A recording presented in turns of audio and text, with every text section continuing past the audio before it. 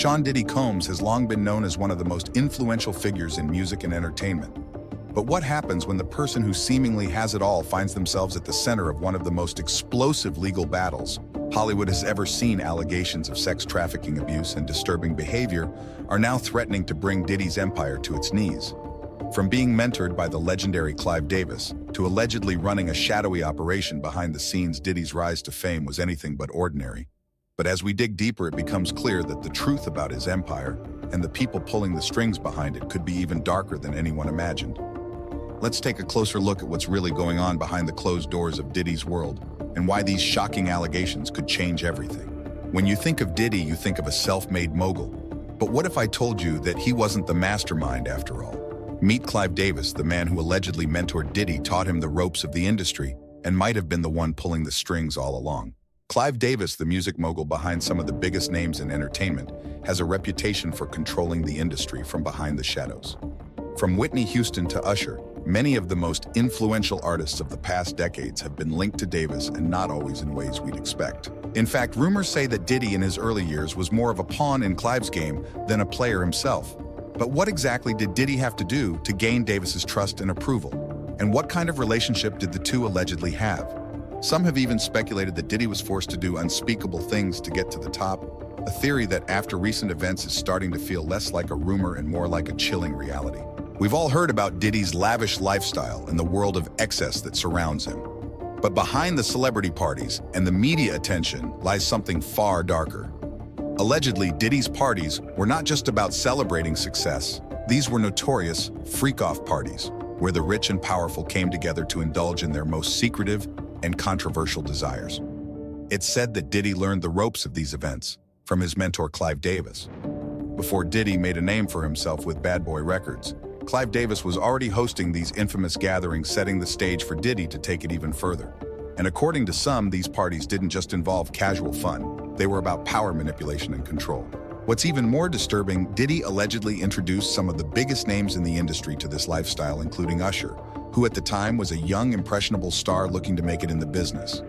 Usher's own words in interviews suggest that his time with Diddy involved more than just music. It was an initiation into a world of illicit activities where boundaries were crossed and innocence lost. Usher, one of the biggest R&B stars of the 2000s, was just a teenager when he first met Diddy. Usher was sent to live with Diddy by his record label in the mid-90s at the age of 13, when his voice was beginning to change. What was supposed to be a professional mentorship quickly became something else entirely. In his own words, Usher has described the environment he was placed in as curious, with parties, drugs, and explicit behavior running rampant. At the time, Usher didn't fully understand what was happening around him, but it's clear from his statements that he was exposed to a lot more than any 13-year-old should have been. But it wasn't just the parties that defined his time with Diddy. Usher's rise to stardom came with a price, and some rumors suggest that Diddy played a much more sinister role in his career than we've been led to believe. Usher has since spoken out about the damage done during his time under Diddy's wing, revealing the shocking truth behind the glittering facade of fame.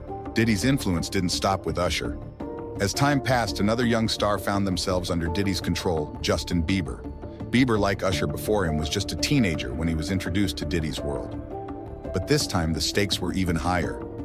At the age of 15, Justin was sent to spend 48 hours with Diddy, an experience that would change his life forever.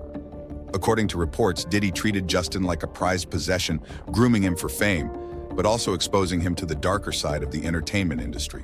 While the full details of what happened during those 48 hours remain shrouded in mystery, the rumors and allegations have started to surface. Justin himself has distanced himself from Diddy in recent years, but the trauma of those experiences still seems to haunt him.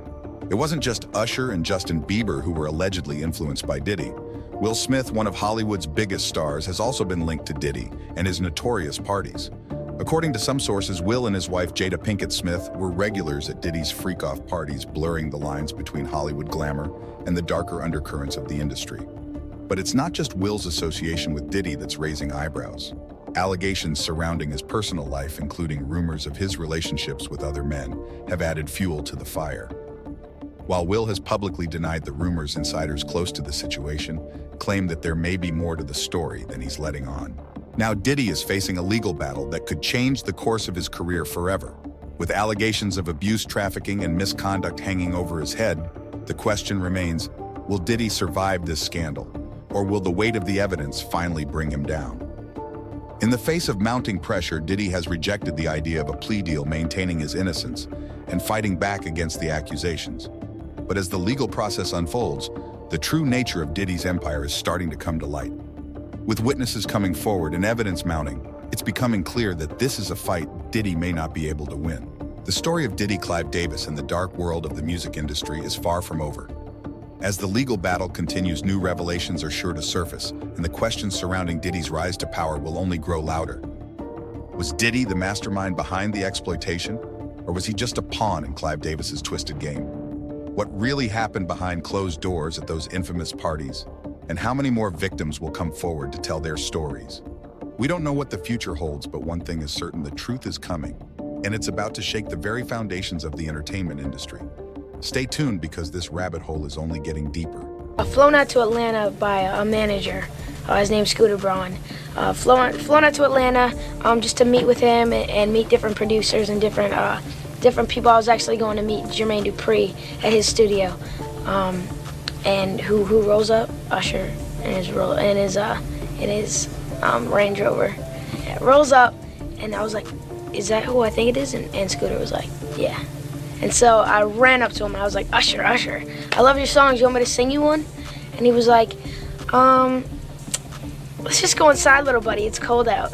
So the politest possible way he could say no, he did. And I was like, wow, he just turned me down. And I was a little disappointed. He had to go into a studio session, so I was like, whatever. And a week later, he actually watched my videos with my manager and was like, oh my gosh, why didn't I let him sing? So flew me back to Atlanta, where I got to meet him again, and he wanted to sign me.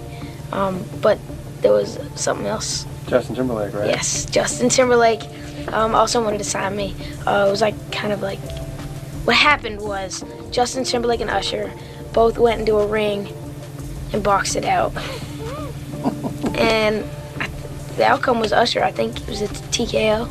To New York City, and I lived with Sean Puffy Combs for a year. That's the crazy thing. Now, that was L.A. Reid's idea, right? We're sending you over to something called Puffy Flavor Camp. There you go. To learn Flavor Camp. Yeah, Flavor that's Camp. what it was called. And you're going to go to Puff Daddy's. He's going In the 90s, do you understand what that's like? Puffy's place was like just filled with chicks and orgying like nonstop, right? No, not really. I mean, but hey, it was curious. I got a chance to see some things. Yeah, but you were 13. What were you seeing? I went there to see the lifestyle. Right. And I saw it. And it was, but I don't know if I could indulge and understand what I was even looking at. It was pretty wild. So nobody tried to, some woman didn't come along. I didn't say that. Okay. I didn't say that. What I did say is that there were very curious things taking place. And I didn't necessarily understand it. Biggie Smalls was there. Biggie Smalls was there. Lil' Kim, Craig Mack. All these people are hanging around. Yeah, man. Faith Evans, And your parents Jodeci, were Mary okay? J. Blige. They didn't know nothing about this shit. Oh. I was having a good time, you know what I mean? Does he have you doing any chores? Are you doing dishes at all? I mean, to keep you humble somewhat? Or are you just like, can you stay up till 4 a.m. with them and party? I mean, I could. I actually stayed up longer than them. And do you have money? What's going on? I mean, I had like per diem. Yeah. I had like, What like a a living. life. Yeah, it's pretty crazy. 14 years old. You're a dad now. Would you ever send your kid to Puffy Camp? Hell no. As Usher grew up, he became a regular at Diddy's freak-off parties and would hang out regularly with Diddy. There were rumors that Diddy had sexually abused Usher when Usher was living with him, but Usher never revealed the truth. Perhaps a clear sign of this abuse, Usher ended up catching herpes. In 2018, Usher was sued for spreading herpes to 2 women and 1 man. Usher paid $1.1 million to get the case dismissed. We want to thank you. Come in. Don't sit on the bed at night. No homo. Don't just don't get close to the bed. Don't get close. But it's just like, we want to thank you for hosting the thing, man. It's been a pleasure. You didn't have to do it, and you did. No. I definitely didn't have to do it. I definitely didn't have to. First and foremost, I'm not getting in the bed. Shout out to him and what he did. I'm just gonna, if we can, let's just put the camera a little this way, just so we're not. I don't want my shot to even I don't want it to come close to the bed at all. Usher look like he fresh off a goddamn plane. Usher. Fresh off the garden stage. That's my brother right here from day one. We used to wake up and, damn, pause, but like just back in the days when he was like 10 and I was a little bit older, his older brother, we used to fight over the frosted flakes. You know what I'm saying? Before pause was invented. You know what I'm saying? But it's my brother for real. We used to actually wrestle off of the frosted flakes because he used to always get up early. Now he's one of the richest stars in the world. Yo, what the f did Puff just say? Nobody's gonna acknowledge this but me. Puff just said we used to wrestle over the frosted flakes, and we're streaming live. That was stupid. Listen, that was fucking stupid. Listen.